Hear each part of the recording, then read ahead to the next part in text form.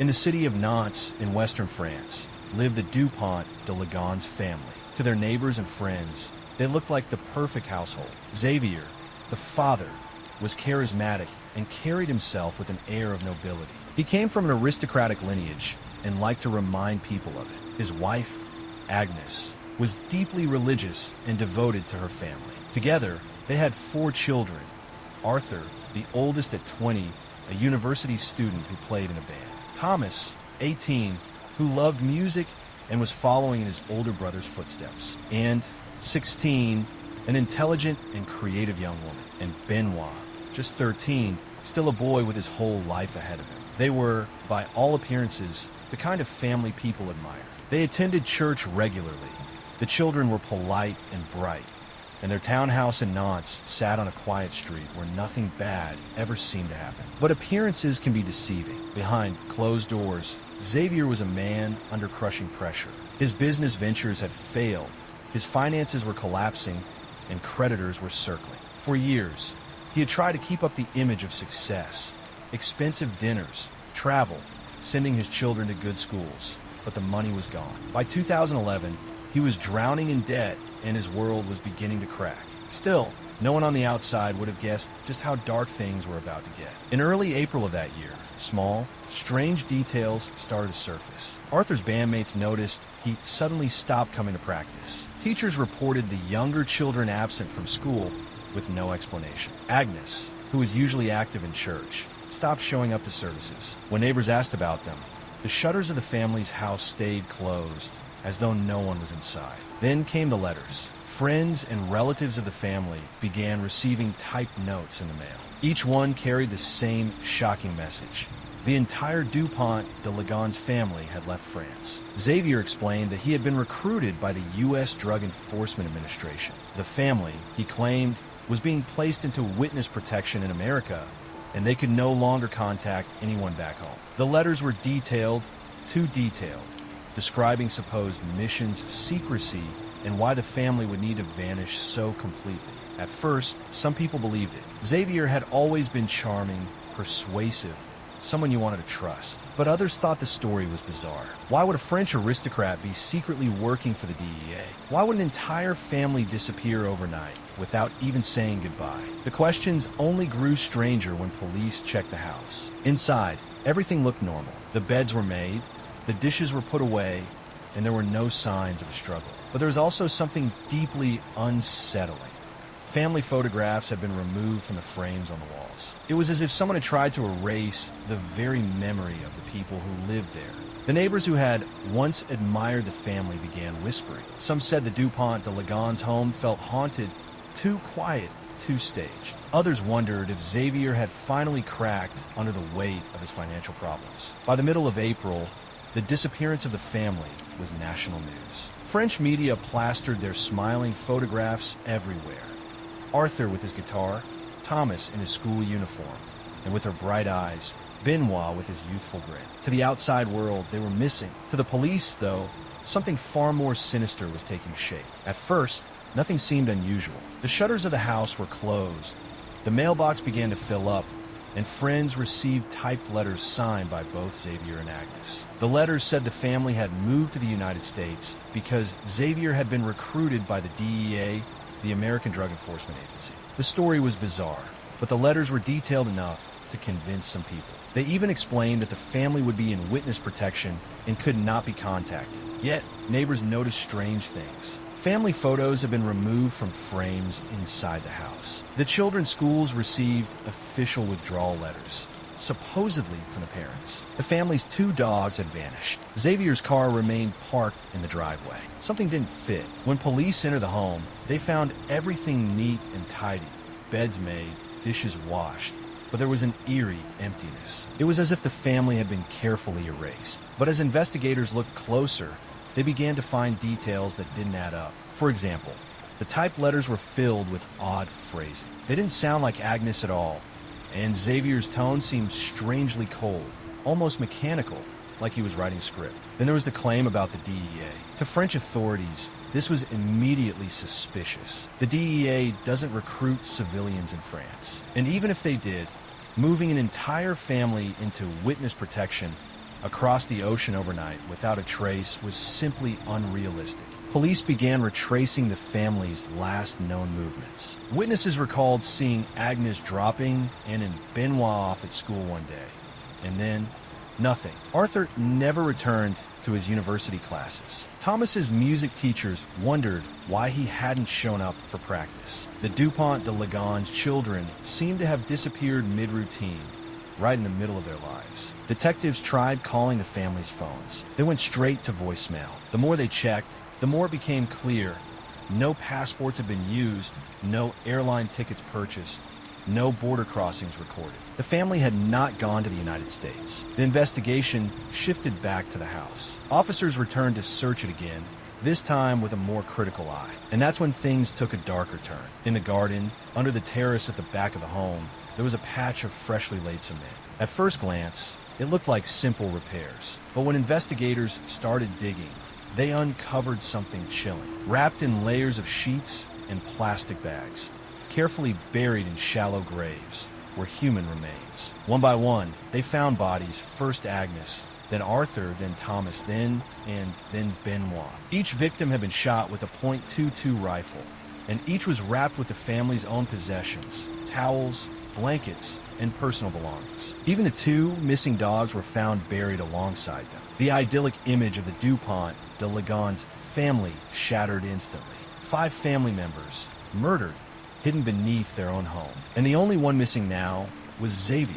Police issued an arrest warrant. The charming aristocrat, the father, the man who had written all those bizarre letters, was now the prime suspect in the massacre of his wife and children. The search for Xavier became one of the most intense manhunts in modern French history. Tracing his movements, detectives discovered that after the murders, he had traveled alone across the country. Surveillance cameras captured him withdrawing cash from ATMs. He stayed at cheap hotels, always by himself, and was spotted carrying a long bag that could have easily held a rifle. He seemed calm, almost deliberate, as if he were on some final journey.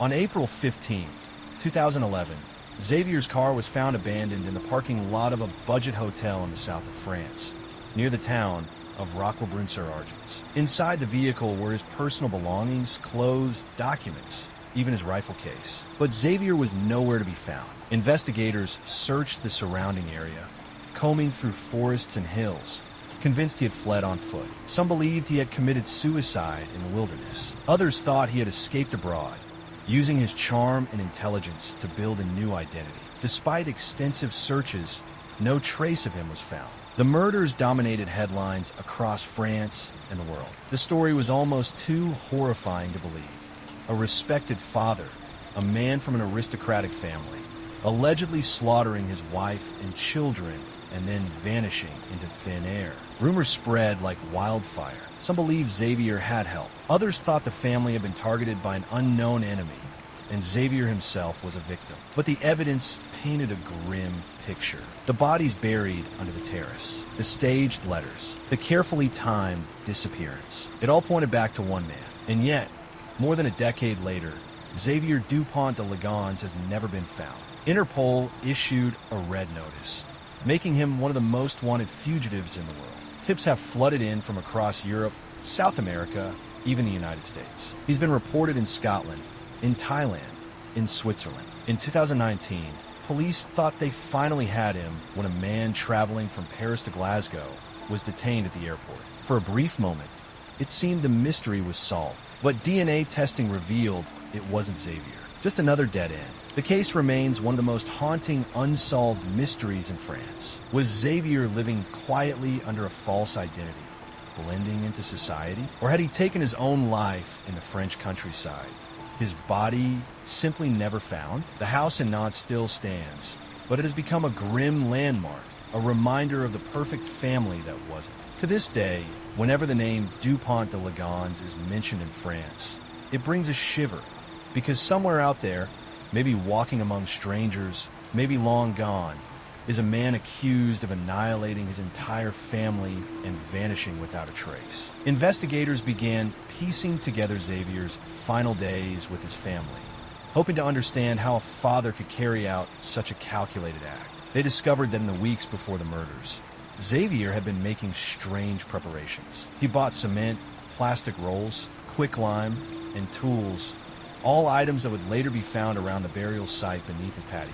He also quietly canceled the lease on the family home, paid off lingering bills, and even closed certain accounts. It was as if he had been methodically tying up loose ends before vanishing. The most chilling detail was how normal life looked right up until the murders. On April 1st, just days before the killings, Xavier and his family were seen dining at a local restaurant. To the staff, they appeared perfectly ordinary, laughing, eating together, nothing out of the ordinary. But shortly after, Agnes and the children would each be silenced in their sleep with a .22 caliber rifle. The autopsies painted a disturbing picture. Each victim had been shot execution style, one by one, as if Xavier moved from room to room. None of the neighbors reported hearing gunfire, which suggested a silencer may have been used. Afterward, he carefully wrapped each body, placed a small religious token on top, and buried them in a pit beneath the patio, layering cement and quicklime to slow decomposition. The fact that he took the time to include the family dogs, buried alongside their owners, left investigators convinced this was no spontaneous crime. This was deliberate. When police uncovered this grisly scene, the media exploded. Headlines across France screamed about the house of horror in knots. Crowds gathered outside the family home, leaving flowers, notes, and prayers. But the horror wasn't just about the deaths.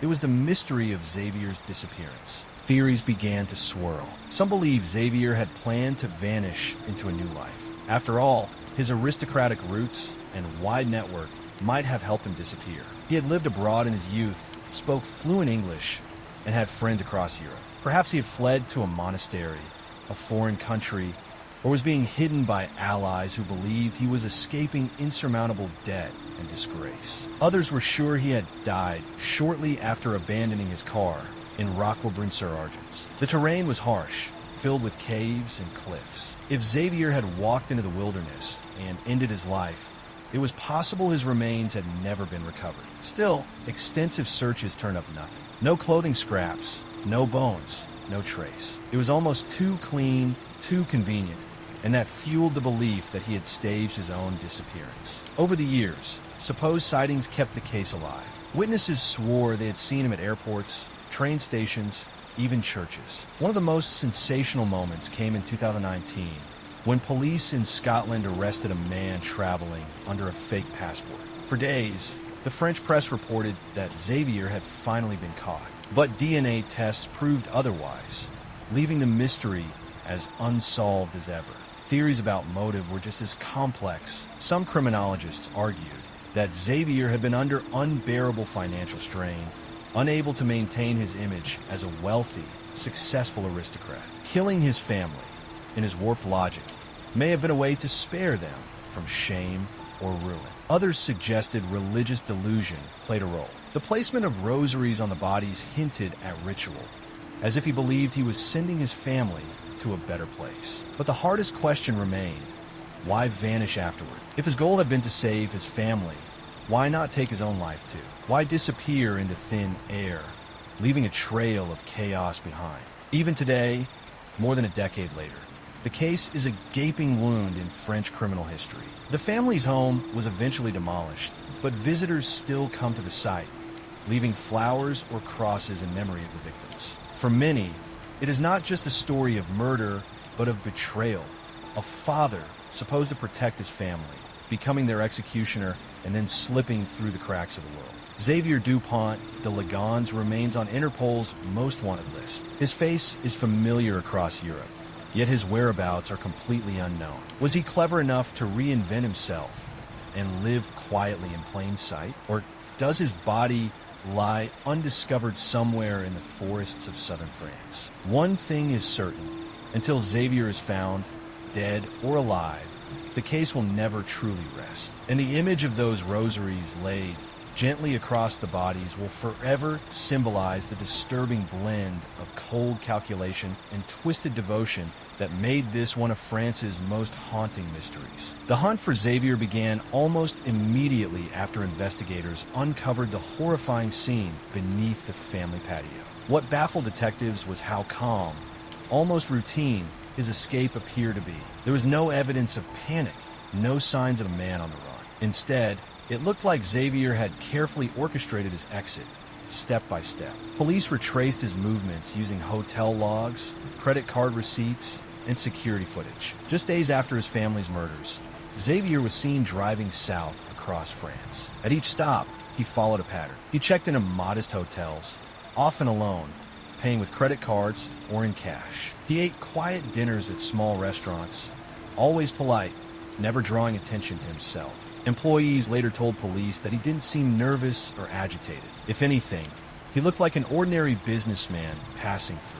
Surveillance cameras captured him walking across hotel lobbies, entering parking lots, and strolling down quiet streets. He carried with him a long bag, one that investigators believed could have contained the .22 caliber rifle he used in the killings. The detail unsettled police. Was he carrying the murder weapon with him, or was it simply a calculated decoy to throw them off? The trail led to the picturesque town of Roquebrune-sur-Argens in the south of France. Nestled between the mountains and the Mediterranean, it was a place people went to retire or vacation. Quiet, idyllic, far removed from the grisly horror unfolding in knots. There, in a hotel parking lot, investigators found Xavier's car. Inside were his clothes, toiletries, paperwork, and the empty rifle case. But of Xavier himself, there was nothing. The surrounding countryside was rugged.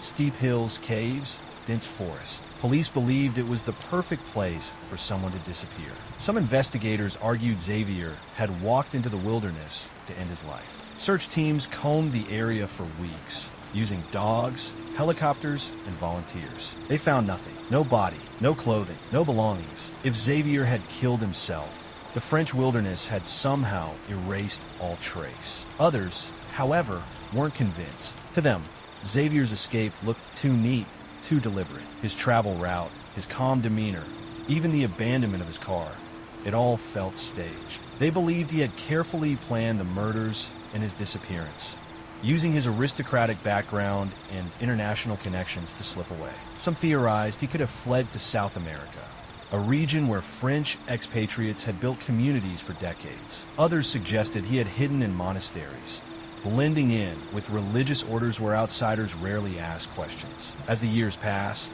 reported sightings of Xavier trickled in from around the world. In France, someone claimed to have seen him attending church services, quietly keeping to himself. In Italy, a hotel clerk swore a man who looked exactly like Xavier had checked in late at night under a false name. In Scotland, a hiker believed he had passed Xavier walking along a rural road, carrying a backpack.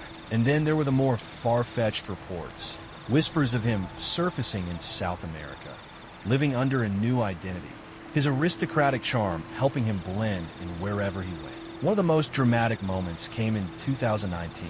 French police received word that a man arriving on a flight to Paris from Glasgow matched Xavier's description. He was immediately detained, his fingerprints taken, his DNA rushed to a lab. The media erupted. After nearly a decade, had the most wanted man in France finally been caught? But within days, the truth emerged. The DNA didn't match. The man was innocent. Another false lead. Another cruel twist in a case that had already tormented investigators and the public for years. For the families of Agnes and the children, each new lead was both hope and heartbreak. Was Xavier alive, living freely while his family lay buried beneath cement and soil? Or was he already dead, his body hidden somewhere in the unforgiving French countryside? The mystery only deepened as time passed. Criminologists dissected his actions, pointing to the rosaries placed on each victim as a sign of twisted ritual. Some said Xavier saw himself as the savior of his family, delivering them from disgrace and financial ruin. Others argued it was nothing more than a selfish act, a father unwilling to face humiliation who chose to erase his family rather than let them live with his failures. And yet, the most haunting detail was the silence. No letters surfaced, no real trace of communication, no financial activity linked definitively to Xavier since 2011. If he had escaped, he had done so flawlessly. If he had died, he had managed to vanish so completely that not a single shred of evidence had been left behind. Today, more than a decade later, Xavier Dupont de Ligons remains one of the most wanted men in Europe. His face is plastered on Interpol's list. His story is told in documentaries, podcasts, and books, but the ending is still unwritten. Was Xavier a broken man who walked into the mountains of southern France and ended his life? Or is he still out there, living quietly under a false identity, the charismatic father who became the executioner of his own family? That is the question that continues to haunt France and the world. The murders of the Dupont de Ligons family shocked not only France, but the entire world. People kept asking the same questions. How could a father, a man who seemed to adore his children, execute his entire family and then vanish without leaving a trace? Was Xavier simply a desperate man, crushed by debt and humiliation, who snapped under unbearable pressure? Or was he a cold, calculating killer who meticulously staged every step, erased his family, and then slipped away to start a new life somewhere far from France? The family's home in Nantes still stands, but for many, it is no longer just a house. It's a tomb. Neighbors describe walking past it and feeling a chill, knowing what lies beneath the patio. It serves as a constant, physical reminder of the crime and of the unanswered questions left behind. Every few years, a fresh lead appears. A supposed sighting in a monastery, a man on a train platform in Switzerland, a mistaken arrest in Scotland. Each time, hopes rise that the case will finally be closed. And each time, it collapses back into uncertainty. More than a decade has passed, yet Xavier Dupont de Ligons remains one of Europe's most wanted fugitives. His name is still on Interpol's list. His story is dissected by criminologists and journalists, while his victims, Agnes, Arthur, Thomas, Anne, and Benoit, rest in silence. The family's lives ended under their own patio, in a grave dug by the person they trusted most. But the mystery of the father who disappeared, whether he lies buried in the French wilderness or walks freely under a new identity, has never been solved. And that's what makes this case so haunting. It isn't just a story about murder. It's about a ghost, not of the dead, but of the living. It was a warm December morning in 1948 on the quiet Somerton Beach in Adelaide, Australia.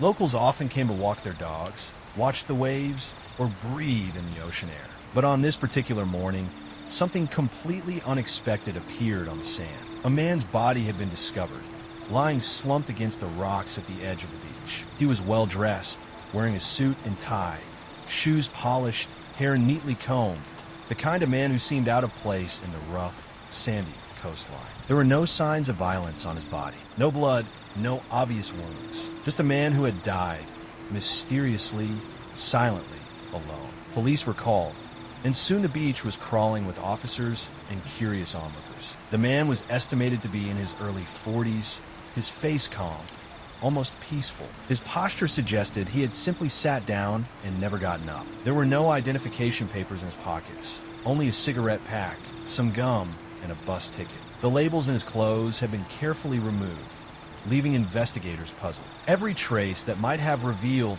who he was had been erased with deliberate care. As forensic experts examined him, they discovered something even stranger. There were no signs of injury, no bruising, no marks that indicated a struggle. His death appeared natural at first glance, but the absence of any medical history or identification left the question hanging in the air. How could a man so neatly dressed, so seemingly ordinary, die in such a manner on a public beach? The case became even stranger when detectives found a small, hidden pocket in the man's pants. Inside was a scrap of paper with the words Tamam should, which in Persian meant finished or ended. The paper had been torn from a rare copy of a book called the Rubaiyat of Omar Khayyam. This cryptic message implied intention, almost like a note left behind to signal something final, a mysterious conclusion. Investigators began searching the surrounding area for the book.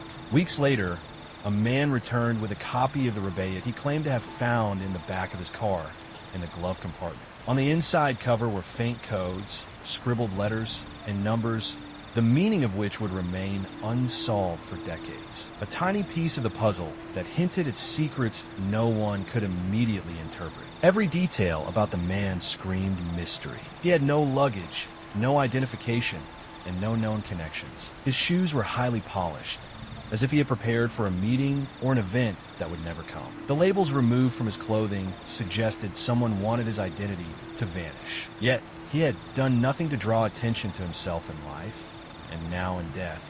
He was a riddle impossible to ignore. The case drew the attention of the public, newspapers, and even international authorities. Who was this man? Why had he come to Somerton Beach? Why did he carry the cryptic message Tam Am should? Was it suicide, murder, or something more sinister? Every lead led to dead ends. Witnesses reported seeing him on buses, walking through Adelaide streets, sometimes alone, sometimes appearing to watch others. None could definitively identify him. Toxicology reports years later suggested the man may have been poisoned, a subtle compound that left almost no trace. There were no conventional injuries or wounds, but something had ended his life quietly, efficiently, leaving only mystery in its wake.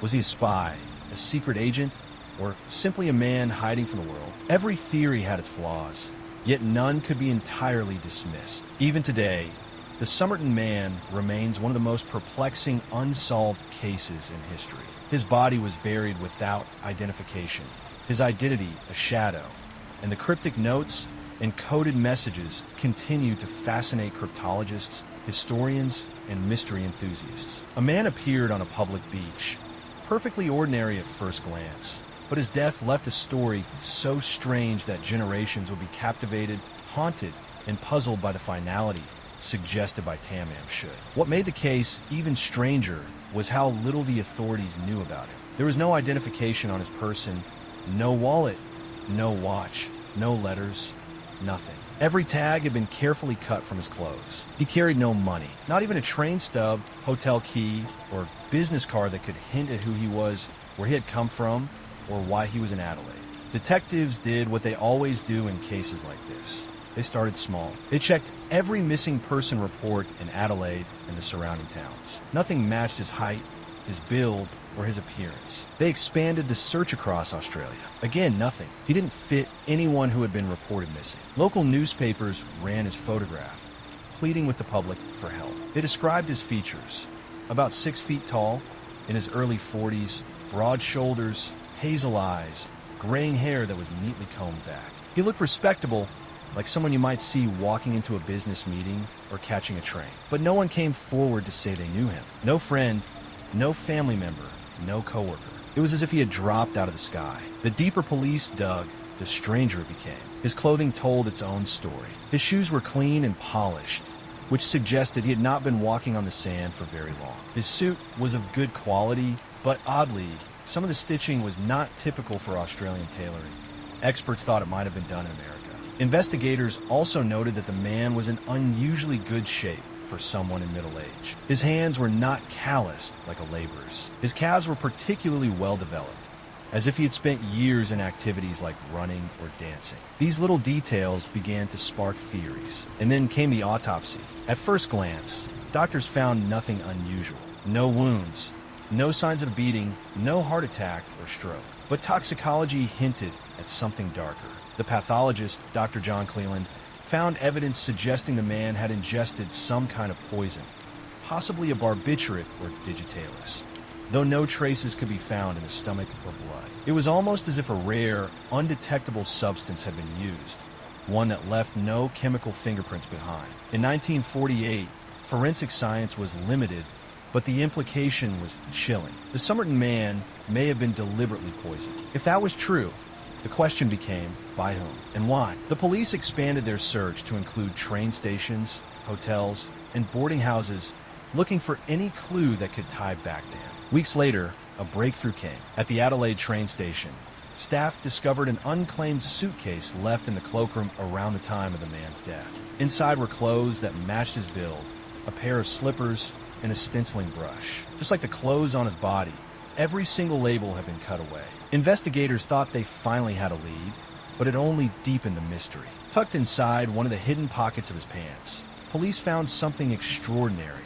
A tiny rolled-up piece of paper with the words Tam Am should printed on it. The phrase, in Persian, means it is finished or the end. Experts determined that the scrap had been torn from a rare book, the Rubaiyat of Omar Khayyam. That discovery sent the case in a truly bizarre territory. Days later, a local man came forward saying he had found such a book in the back seat of his car, parked near Somerton Beach. Inside that book was the exact torn-out spot where the Tam-Am should note had been ripped away. But that wasn't all. On the book's inside cover, faint pencil markings were discovered. They looked like a code, a series of letters arranged in no clear pattern. Below there was a phone number, which turned out to belong to a local nurse named Jessica Thompson. When police visited Jessica, she appeared startled upon seeing the plaster cast of the man's face. She denied knowing him, but officers later reported that she seemed visibly shaken, almost on the verge of fainting. She admitted she once owned a copy of the Rebellion, which she had given to an army officer during the war. But she insisted she had no idea how the book had ended up in a stranger's car or why the dead man had the matching note in his pocket. To make things even stranger, Jessica lived only a short walk from Somerton Beach. From there, speculation ran wild. Was the Somerton man a spurned lover, a spy during the Cold War, a professional agent who had been silenced with an untraceable poison? His appearance, his foreign stitching, his deliberate erasure of identity, all of it fueled the idea that this was no ordinary drifter. And the strange code found in the book only added fuel to the fire. For decades, cryptologists, intelligence experts, and amateur sleuths tried to crack that code. Some thought it was a cipher. Others believed it was an acrostic, the first letters of words in a poem or letter. But despite endless attempts, no one has ever definitively solved it. The trail kept circling back to the same frustrating truth. The Somerton man's death looked intentional, staged, but the why remained completely out of reach. In the years that followed, his body was buried in Adelaide Cemetery, marked simply as the unknown man. Yet his mystery refused to rest. Researchers revisited the case over and over again. In 2022, DNA testing finally provided a possible identification. Scientists suggested the Somerton man was likely Carl Webb, a 43-year-old electrical engineer from Melbourne who had disappeared around the same time. But even with a name, the central riddle remains unsolved. Why was Carl Webb on that beach in Adelaide? Who left the book in a car? And what did Tam-Am should truly mean in the final moments of his life? The mystery of the Somerton man endures because it is not just about a death. It is about the deliberate erasure of a life. Every label cut, every lead ending in silence, every coded mark on a book. All that remains is a body on the sand, a final message reading the end, and questions that no one can answer. The first clue, or rather the first mystery, arrived days later. Hidden in a small, concealed pocket of the man's pants was a tiny scrap of paper torn from a book. On it were just 2 words printed in Persian, Tam-Am should. Translated, it meant ended or finished. It was unlike anything detectives had ever seen tucked inside a dead man's clothes. Investigators quickly realized the words weren't random. They came from a famous work of poetry, the Rubaiyat of Omar Khayyam, a collection that meditated on the meaning of life and death. The problem was there were dozens of editions of the book. The typeface, the spacing, the size of the letters on the scrap all pointed to a very specific, rare printing. If detectives could find the book it had been torn from, they might get closer to who this man was. And then, almost unbelievably, the book surfaced. A man in the neighborhood near Somerton Beach walked into a police station carrying a copy of the Rebellion. He claimed that weeks earlier, he had found it tossed into the back seat of his car, which he had parked near the beach. At the time, he hadn't thought much of it. But when the police appealed to the public about the missing scrap of paper, he checked his copy and discovered that the very last page, the page with Tam-Am should printed on it, had been torn out. This was the book, the one that matched the scrap found on the Somerton man. But inside, detectives discovered something even stranger. On the back cover, faint pencil marks were visible, pressed into the paper as if someone had written lightly and then erased. With careful work, investigators revealed what was there, a sequence of letters written in 5 lines. They weren't words, they weren't numbers. They were strings of characters that didn't form any recognizable pattern. WRGOBABED, then another line, then another. At first glance, it looked like complete nonsense. But to the detectives, it looked like a code. Australia in 1948 was at the dawn of the Cold War. Spies were everywhere. Codes, ciphers, and hidden messages were the tools of espionage. The idea that a dead man had been found with a cryptic note in his pocket, a rare book connected to it, and now a coded sequence inside that book. It was almost too perfect. Some investigators became convinced this man was not just a random drifter, but a spy who had been eliminated by another. The book contained one more clue. Written beneath the code was a phone number. When traced, it led to a woman living just blocks away from where the body was found. Her name was Jessica Thompson, though in the reports, she was often referred to by the pseudonym Jestin. Jessica was a nurse, young, living quietly with her family. When police brought her in for questioning and showed her the plaster cast of the summoned man's face, officers present said her reaction was startling. She seemed shocked, almost physically shaken, but quickly regained her composure. She denied ever knowing the man. Still, there were connections that wouldn't go away. Jessica admitted she had once given a copy of the Rubaiyat to a man she knew during the war, an army lieutenant named Alf Boxall. For a time, investigators thought they had cracked the case. Maybe the dead man was Boxall, but when they tracked him down, he was very much alive, living in Sydney. And even more bizarre, he still had the copy Jessica had given him, intact with its final page. That meant the Somerton man was someone else entirely. Someone with his own link to Jessica, one she either didn't recognize or wasn't willing to reveal. As for the strange code in the back of the book, experts pored over it for decades. The Australian Navy's top cryptographers examined it. Amateur sleuths tried every cipher key they could think of. To this day, no one has cracked it with certainty. Some believe the letters are the first initials of words in a message, perhaps lines from another poem. Others are convinced it was an intelligent cipher, deliberately designed to resist decoding. A few skeptics argue it's nothing more than random scribbles. But the placement, the neatness, and the fact it was hidden in the one book tied directly to the body suggest it meant something. So the puzzle deepened. A dead man on a beach. No ID. All clothing tags cut out. Poison suspected, but never proven. A rare book left in a stranger's car. A coded message in its back cover. A final, haunting phrase in his pocket. Tamam should. And a woman nearby who reacted as if she knew him, but denied it to the end. The investigation stretched on for months, then years. Without a name, without a clear cause of death, the Somerton man became one of the most enduring mysteries in Australian history. Was he a spy caught in Cold War intrigue? A jilted lover who had taken his own life near the woman he could not have? Or an entirely different figure, his secrets buried along with him? Every clue seemed like it should unlock the truth. Instead, it only opened new doors of speculation. And as the decades passed, the mystery of the Somerton man and that scrap of paper declaring the end only grew more haunting. Even forensic examination only deepened the mystery. The man appeared healthy. His teeth were in perfect condition. He had no obvious signs of chronic illness, no evidence of malnutrition, no injuries that could have contributed to his death. His hair and nails were neatly groomed. Pathologists noted his heart and lungs were normal. His stomach contained only a small amount of food, nothing unusual. And yet, he had died suddenly, inexplicably, alone on a public beach. Toxicology reports were inconclusive. Some scientists suspected poisoning. They tested for the common poisons of the time,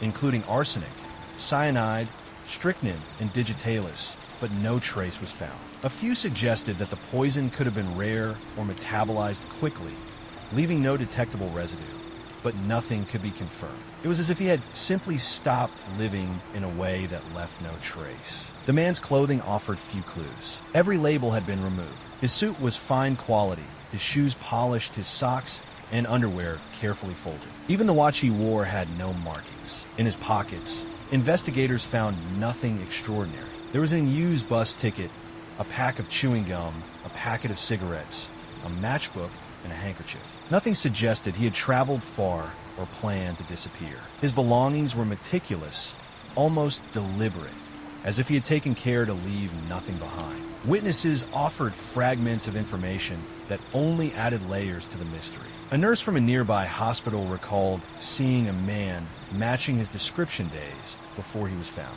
He had refused medical assistance for a minor head injury, declining treatment and leaving quietly. A young woman recalled seeing him in a local cafe on several mornings. He sat alone at a corner table, scribbling in a small notebook, staring out at the street, a thoughtful, distant expression on his face. He seemed normal at first glance, calm even but there was something about his demeanor that unsettled people. He was a man who carried secrets with him, though what they were no one could tell. Some claimed he had been seen boarding trains to Melbourne and Sydney. Others suggested he was waiting for someone, though there were no witnesses who could confirm who or if anyone ever arrived. Police followed every lead, traveling across South Australia and New South Wales, but all came to dead ends. The man had no known connections, no friends, no relatives, no co-workers came forward. Public appeals produced thousands of responses, but none could identify him. Every inquiry only led to further dead ends. When the Rubaiyat and the Tamam should scrap were introduced, the case became even more extraordinary. The tiny piece of paper in his pocket, the code in the book, and the mysterious nurse created a web of speculation that spanned continents. Was he a spy? Some suggested that during the early years of the Cold War, Australia had been a hub for intelligence activity in the Pacific, and that he could have been a covert operative trained to travel alone, carry secrets, and vanish without a trace. Perhaps he had been poisoned to silence him. The method so sophisticated that even the most advanced forensic technology of the time could not detect it. Others proposed a personal motive. Maybe he had fallen in love with the nurse and met a tragic end as a result. The meticulousness of his clothing and possessions, the careful folding of socks and handkerchief, suggested a man who controlled every detail of his life. Someone who was used to discipline. Someone who could have kept secrets no one could uncover. Decades later, the case still captured the imagination of experts and amateur sleuths alike. Attempts to decode the letters in the back of the Rubaiyat produced countless theories. Some believed the letters were the initials of words in a personal message, possibly a confession or a farewell. Others suspected it was a cipher connected to foreign intelligence agencies. Even modern codebreakers, including computer-assisted cryptologists, have been unable to solve the mystery with certainty. Autopsies conducted years after his discovery allowed for additional tests. Advanced techniques confirmed what was already puzzling. There was no trauma, no disease, no poison found even in extremely sensitive assays. His DNA was later extracted from preserved tissue, but no matches appeared in international databases. Facial reconstructions were produced, but still, no one could identify him. Every small detail was meticulously noted. The wear pattern on his shoes suggested he walked frequently, but with care, perhaps even in a disciplined routine. The fact that he carried only small, everyday items suggested a man who traveled lightly, perhaps expecting nothing to last long. Every nuance of the case added to the enigma, reinforcing the idea that he was no ordinary man and that his death was no ordinary death. Some theorists suggested suicide, but there were no signs he had intended it. He had no will, no note other than a scrap of paper, no clue as to why he had chosen that particular beach or time. Others believed it could have been an experimental or undetectable method of poisoning, possibly a compound not known to medical science at the time. Each hypothesis fit part of the puzzle, but left glaring questions unanswered. By the 21st century, the Somerton Man had become more than a local mystery. He was a symbol of the unknown in the modern age, a case that defied identification despite DNA, facial reconstruction, fingerprints, and exhaustive searches. Experts continue to debate the purpose of the code, the origin of the book, and the man's life before Adelaide. He remains, after more than 70 years, a figure who appears at once ordinary and extraordinary, a man frozen in time, yet entirely unknowable. Even with modern technology, the Somerton Man's identity has never been confirmed. The reason for his death remains speculative, and the connections he might have had with people, places, or governments continue to elude the world. Every small fact, from the perfectly pressed suit to the scrap of paper saying Tamam should, fuels the imagination of investigators and storytellers alike, leaving a haunting question that lingers. Who was this man, and what secret did he take to the grave with him? The Tamam should case has baffled authorities, cryptographers, and amateur sleuths for decades. Every detail seems deliberate, every mystery layered. Who was this man? Where did he come from? And why did he die, fully dressed in a suit and tie, on the quiet sands of Somerton Beach, leaving behind only fragments of a Persian book and a cryptic message that no one has ever fully deciphered? The code found in the back of the Rubaiyat of Omar Khayyam continues to fascinate experts. Some believe it could be a cipher, a hidden message meant for someone who might never see it. Others suggest it was a personal note, a farewell, or even a confession. Each theory opens more questions than answers. Was he a spy? Was he a man trying to hide from someone? Or was this a personal tragedy that ended in an untraceable death over 70 years later? The body remains buried in Adelaide, silent but ever present. DNA tests, facial reconstructions, fingerprint comparisons, and international inquiries have all failed to reveal his identity. Even the tiniest clue, a handkerchief with a strange code sewn into it, the precise folds of his socks, the careful removal of all clothing labels, hinted a life that was highly ordered and secretive, a life that ended abruptly. Without explanation, the mystery continues to haunt Australia and the world because it refuses to conform to normal patterns. Ordinary deaths leave traces, families, histories, and documents. But the Tamamshud man left almost nothing. The beach where he was found is still visited by people curious about who he was and what story ended there. Scholars and cryptographers continue to pore over the code. It resists all attempts at understanding, and maybe the most chilling part is that we may never know. Every lead ends in speculation. Every theory is incomplete. A man walked to a beach, sat among the rocks, and died, leaving behind a puzzle meant for no one to solve. He vanished from history, yet he has never been forgotten. Somerton Beach holds him still, a frozen moment in time, a riddle of identity, secrets, and death that continues to grip the imagination of anyone who dares to ask the simple question: who was the Tamamshud man, and why did his story end there?